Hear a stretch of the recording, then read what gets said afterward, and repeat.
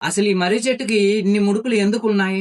తీరని ఎలాంటి పెద్ద కోరికలైనా ఈ టెంపుల్‌కు వచ్చి మనసారా మొక్కితే తీరిపోతుంది అని అంటారు.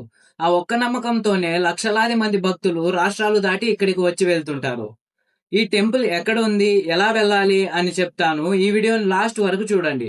దాదాపు 300 సంవత్సరాల క్రితం కాటేరమ్మ ఈ మర్రి చెట్టు కింద తనంతట తానే కొలువు తీరిందంట. ఈ మర్రి చెట్టుకి 9 వారాలు 9 ముడుపులు కడితే మనం కోరిన కోరికలు నెరవేరుతుందని చాలా మంది భక్తులు నమ్ముతారు. ప్రపంచంలోనే అతిపెద్ద కాటేరమ్మ విగ్రహం అయితే ఇక్కడే కడుతున్నారు. అలానే ఇక్కడ వచ్చిన భక్తులకి నిత్యాన్నదానం జరుగుతుంటుంది. ఇక నేనైతే మనసారా మొక్కుకొని ఒక ముడుపు కట్టేసి అన్నదానం తినేసి రిటర్న్ అయిపోయా. భక్తితో పిలిస్తే అమ్మ తప్పకుండా వింటుంది. నమ్మితే అమ్మ అని కామెంట్ చేసి మీ ఎక్స్పీరియన్స్ ని షేర్ చేయండి.